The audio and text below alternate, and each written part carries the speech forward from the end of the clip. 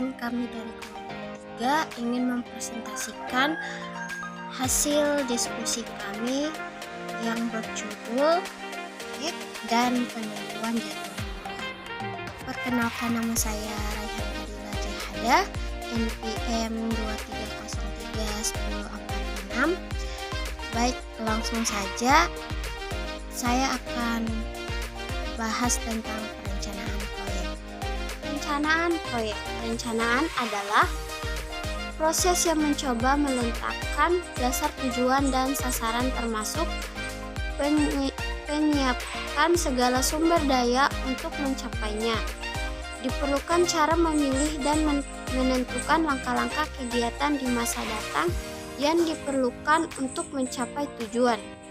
Oleh sebab itu, fungsi pengendalian adalah memantau dan mengkaji, bila perlu mengadakan koreksi, agar langkah-langkah kegiatan tersebut terbimbing ke arah tujuan yang telah ditetapkan.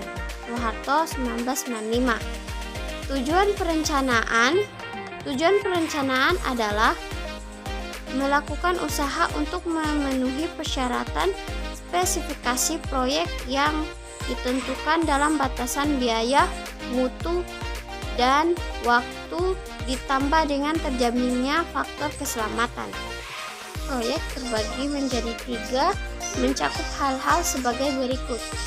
Yang pertama, perkiraan kebutuhan sumber daya manusia, bahan, dan peralatan, analisis penggunaannya yang efisien. Kedua, perkiraan kebutuhan dana. Ketiga, penentuan standar untuk mengukur kemajuan proyek. Dalam merencanakan jadwal suatu proyek, ada 2 hal yang harus dilakukan, yaitu pertama, membagi bobot suatu pekerjaan yang perlu diidentifikasi, dan hubungan antar kegiatan harus jelas. Kedua, merencanakan schedule atau jadwal kegiatan dalam proyek. Instrumen yang harus direncanakan untuk pengendalian sumber daya antara lain yaitu waktu, biaya, tenaga kerja, peralatan, instrumen lain, atau metode informasi, dan lain-lain. Selanjutnya, penentuan jadwal proyek. Penjadwalan proyek melibatkan pengurutan dan pembagian waktu untuk semua aktivitas proyek pada tahap ini. Manajer memutuskan berapa lama setiap aktivitas yang akan dilakukan dan menghitung sumber daya yang dibutuhkan pada setiap tahap produksi. Untuk meringkas, apapun pendekatan yang diambil oleh seorang manajer proyek, penjadwalan proyek melayani beberapa tujuan. Yang pertama, ini menunjukkan hubungan setiap aktivitas dengan yang lain dan keseluruhan proyek. Kedua, ini mengidentifikasi hubungan prioritas antara kegiatan. Ketiga, mendorong penetapan perkiraan waktu dan biaya yang realistis untuk setiap kegiatan.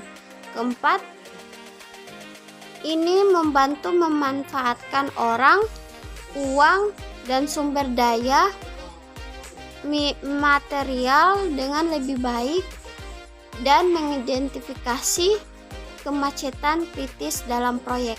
Setelah presentasi dari saya, materi selanjutnya akan dilanjutkan oleh rekan saya, Estiani Labani. Perkenalkan, nama saya Estiani Labani, NPM 23031046. Menetapkan jadwal proyek dan variabilitas dalam waktu aktivitas. Menentukan jadwal proyek. Analisis jalur kritis, yaitu sebuah proses yang membantu menentukan sebuah jadwal proyek. Untuk menemukan jalur kritis, kita menghitung 2 waktu awal dan akhir untuk masing-masing aktivitas. Pertama, permulaan paling awal. Waktu paling awal di mana sebuah aktivitas bisa dimulai. Asumsikan semua aktivitas pendahulunya telah selesai. Yang kedua, penyelesaian paling awal. Waktu paling lambat di mana sebuah aktivitas bisa dimulai sehingga tidak menunda waktu penyelesaian. Ketiga, permulaan paling akhir.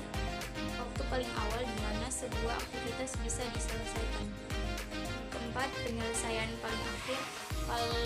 Waktu paling lambat di mana sebuah aktivitas harus selesai sehingga tidak menunda waktu penyelesaian. Variabilitas dalam waktu aktivitas. Dalam PR, kita menggunakan distribusi probabilitas berdasarkan pada 3 estimasi waktu untuk masing-masing sebagai berikut.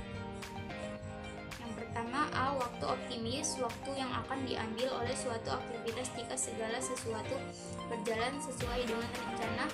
Dalam mengestimasi nilai ini hanya sebuah probabilitas kecil, misalnya 1/100, di mana waktu aktivitas ada kurang dari A.